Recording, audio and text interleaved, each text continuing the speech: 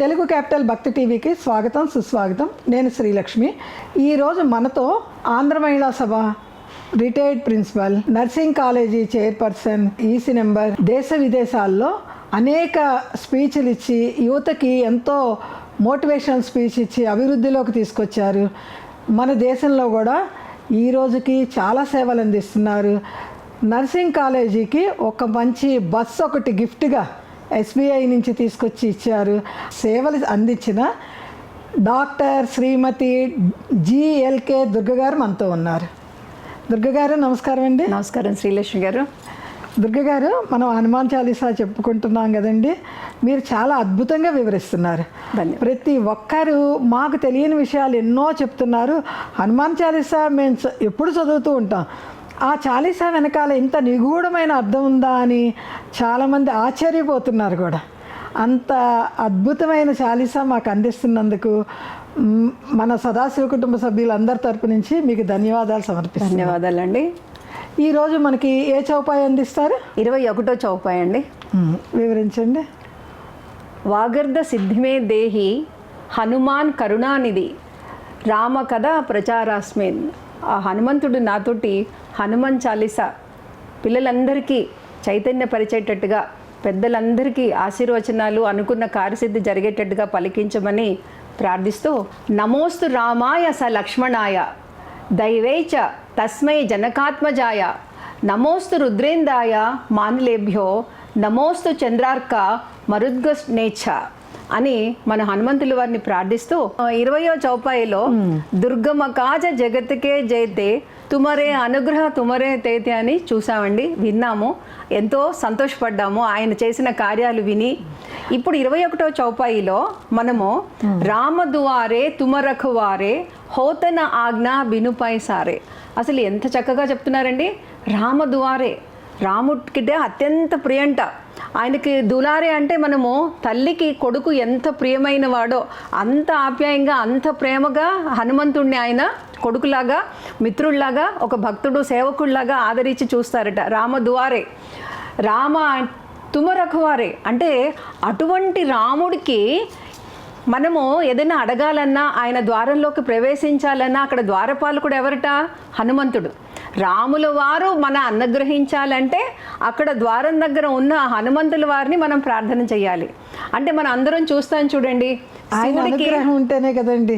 శివుడికి నంది ఉన్నారా, అలాగే విష్ణువుకు జయ విజయులు ఉన్నారా, అలాగే మన రాముల వారికి మన హనుమంతుల వారు. అంటే ఎందుకు ఇక్కడ హోతన ఆజ్ఞ బినుపైట్ హారే అని ఎందుకు చెప్తున్నారు అంటే, రాముల వారి దగ్గరికి వెళ్ళి మనం ఏమడుగుతాము? నాకు ఇల్లు కావాలి, పిల్లలకి పెళ్లి కావాలి, ఉద్యోగాల హనుమంతుల వారు సరే అవన్నీ నేను ఇస్తానులేండి అన్నట్టుగా రాముల వారికి మనం ఏమడగాలి? ముక్త, భక్తితోట, లేకపోతే కైవల్యమా, వీటిని మించి ఏదైనా కావాలి అంటే అప్పుడు మీరు రాముల వారి దాకా వెళ్దురు కానీ అన్నట్టుగా చిన్న చిన్న విషయాలకి మీరు రాముల వారి దగ్గరకు అక్కర్లేదు అన్నట్టుగా మనకి హనుమంతుల వారిని హోతన ఆజ్ఞ బినుపై స్టారే అనేసి చెప్తూ ఉంటారండి. అయితే చూడండి, మనకి చూడండి, దేవుడు వరం ఇచ్చిన పూజారి అనుగ్రహం ఇవ్వాలంటారు. అందులో పూజారి ఇచ్చేస్తే దేవుడు ఇచ్చేసినట్టే. మనకి ఇప్పుడు పెద్ద పెద్ద వాళ్ళని మనం కలవడానికి వెళ్ళేటప్పుడు ఏ పని మీద వెళ్తున్నారు, ఏం కావాలి, ఇప్పుడు లోపల బిజీగా ఉన్నారు అలా చెప్తారు కదా. అలా ముందు అసలు మనని హనుమంతుల వారికి మనకి అర్హత ఉందా లేదా, మన ఈ సమయంలో కలవచ్చా, మనకి ఆ సమయం వచ్చిందా, మనకి మోక్షమా, భక్త, ముక్త ఏం కావాలి అని ఆయనని ప్రార్థిస్తే అప్పుడు ఆయన రాముల వారి దాకా మన లౌకికమైన విషయాలకి ఆయన వరకు ఎందుకు నేనే చేస్తున్నా అంటున్నాడు.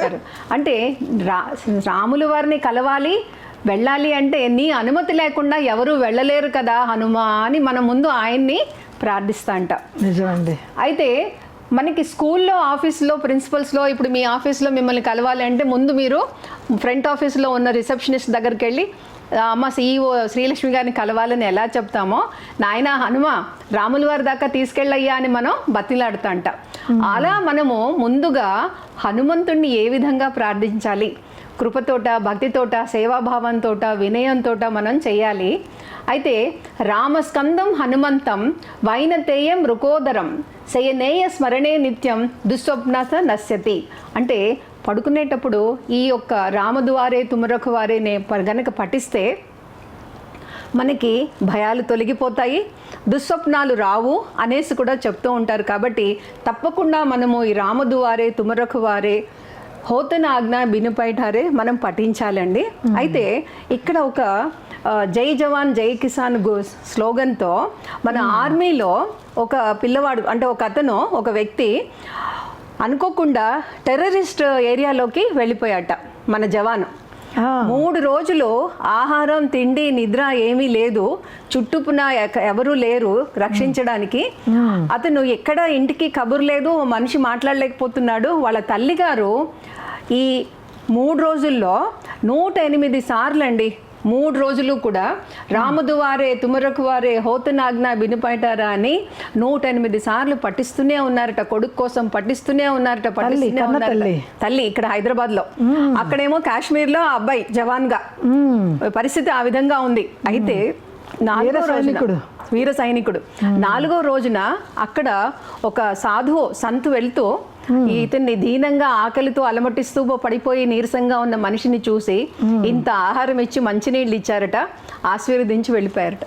అక్కడ సాధువు అని ఆ అబ్బాయి చెప్తే ఆ తల్లి ఒళ్ళు పులకించిపోయింది. మనకే వింటుంటే ఎంత ఆనందంగా ఉందండి చూడండి. అంటే మనము మనస వాచ కర్మణ హనుమంతుడిని గనుక, నాయనా నువ్వు తప్ప మాకు ఎవరూ లేరు, నీ పాదాలని మేము స్మరిస్తున్నాము అని మనము ఈ రామదువారే తుమరఖువారే హోతనాజ్ఞ బినుపైఠారే అని పఠిస్తే కనుక మనకి జరగని కార్యం అంటూ ఉండదు. ఆయన ఒక ఆపద్ బాంధవుడిలాగా వచ్చి మనల్ని తప్పకుండా ఆదరిస్తాడు, కరుణిస్తాడు, అభయమిస్తాడు. అయితే రాముడు ఎప్పుడూ కూడా ఏం చెప్తారు అంటే, నీ అంత గొప్పవాడు ఎవరూ లేరు హనుమా అని చెప్పారట ఒకసారి. అంటే ఎక్కడ రామదువారే తుమరఖువారే. అయితే రాముడు అనేక సార్లు మన హనుమంతుల వారిని మెచ్చుకున్నప్పుడు ఒకసారి నీకన్నా ఎవరు గొప్పవారు లేరు అనేసి మొత్తం అందరిలో అంటే అటు ఎవరూ లేరని రాముడు ఎక్కడ చెప్తాడు? బ్రహ్మ, ఇంద్రుడు, మిగతా దేవతలు, నవగ్రహాలు వీళ్ళందరికన్నా అని మనం అన్వయించుకోవాలి.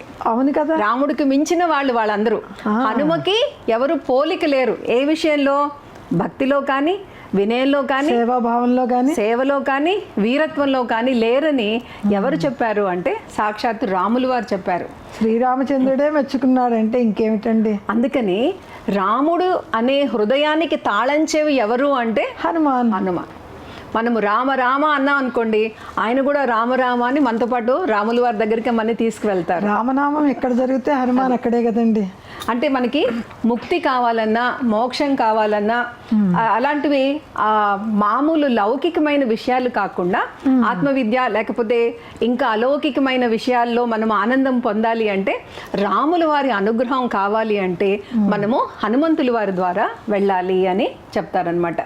అయితే దీనికి ఒకసారి హనుమంతుల వారు తనని నమ్మిన వారిని ఏ విధంగా రక్షిస్తారు అంటే, మైందుడు అనే ఒక పండితుడు ఎక్కడో దూరంలో ఉండేవారు మన కాశీకి. ఆయన ఒకసారి వారణాసి వచ్చి శివుడిని ప్రార్థించాలి అనేసి ఒక తెప్ప పొడవ లాంటిది ఎక్కి బయలుదేరారట. బయలుదేరితే కొంచెం దూరం వచ్చాక దానికి చిల్లులు పడి అందులో నుంచి నీళ్లు పైకి వచ్చేస్తున్నాయిట. ఈయన మహాపండితుడు, మన ఆంజనేయ స్వామి భక్తుడు, హనుమాన్ హనుమాన్ జై హనుమాన్ జై జై హనుమాన్ జై హనుమాన్ అని ఆయన భక్తి పార్వశంలో ప్రార్థిస్తూ ఉన్నారట జై హనుమాన్ని.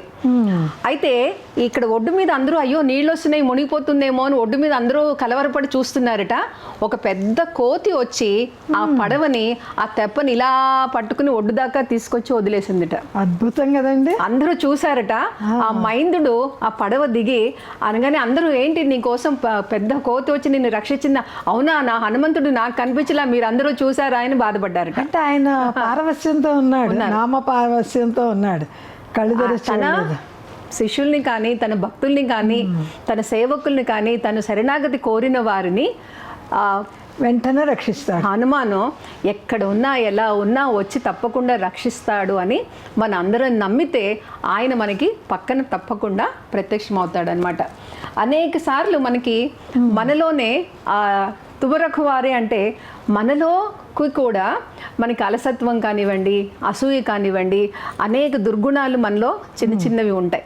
వాటికి కూడా ఆయన ఒక రక్షకుడు. మనలో నెగిటివ్ థాట్స్ రాకుండా, కోపం, అసూయ లాంటివి రాకుండా వాటిని కూడా మనం ఆయన జపించడం మూలాన మనము నకారాత్మక ఆలోచనలు వదిలేసి సకారాత్మక అంటే మంచివి, అబ్బా అందరినీ ఇష్టపడడం, ప్రేమించడం, సాయం చేయడం, సేవ చేయడం, వినయంగా ఉండడం లాంటివి వస్తాయి అనేసి దీని ద్వారా మనకి తెలుస్తుందన్నమాట. ప్రతి మనిషిలో మంచిని గ్రహించాలి, తర్వాత ఉన్న చెడు వద్దు, మనకి చెడు వద్దు, మంచి వరకు స్వీకరిద్దాం. దానికి కూడా ఆయన మనకి రక్షకుడుగా ఉండి మన రాముల వారికి ఏ విధంగా ద్వారపాలకుడుగా ఉన్నారో మనకి కూడా మనసులోకి చెడు ఆలోచనలు రాకుండా ఆయన మనని రక్షిస్తారు అని. అయితే ఆయన ద్వారపాలకుడుగా ఉంటేనండి, మనకి త్యాగయ్య గారు చక్కటి ఒక కృతి ఉందండి. బంటు రీతి కొలువు ఇయవయ్య రామా, బంటు రీతి కొలువు ఇయవయ్య రామా. నాయనా నీ దగ్గర ఒక బంటులాగా ఉంటే చాలు, నాకేం అక్కర్లా, నేను చూస్తూ ఉంటాను. బంటు ఏం చేస్తాడండి, రామబంటు నిన్ను చూస్తూ ఉంటే నాకు తరిస్తాను, వింటూ ఉంటే తరుస్తాను అనేసి ఎంత చక్కగా మన ఆంజనేయుల వారి గురించి అనేక స్తోత్రాలు, పాటలు, మనకి భజనలు ఉన్నాయండి. మనం పిల్లలకి నేర్పించడం, మన ఇంట్లో అనుకోవడం, కనీసం మన వీడియోలో కానివ్వండి, ఆడియోలో కానివ్వండి, సెల్ ఫోన్లో వింటూ ఉంటే మనకి ఎప్పుడు కూడా హనుమంతుల వారు చాలా రక్షగా ఉంటారండి. ఒకసారి ఒక పిల్లవాడు అన్నట్ట, నాన్న నేను చీకట్లో వచ్చేస్తున్నాను ఇందాక ట్యూషన్ నుంచి, కానీ అస్సలు నాకు భయమే లేదు నాన్న, నేనే సొంతగా వచ్చేసాను అన్నట్ట. అదేంట్రా ఎప్పుడు భయపడుతూ అంటావు కదా, నన్ను రమ్మంటావు అంటే, లేదు నాన్న నువ్వు చెప్పావు కదా జై హనుమాన్ జై హనుమాన్ అనుకుని నా చేయి పట్టుకుని ఎవరో నన్ను తీసుకొచ్చినట్లు అనిపించింది నాన్న, నేను అందుకే భయపడకుండా వచ్చేసాను అని.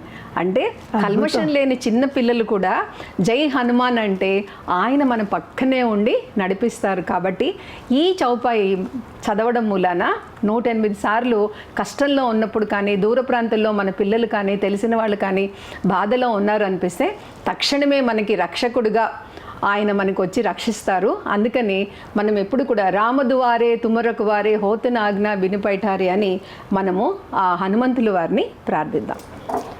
జై హనుమాన్.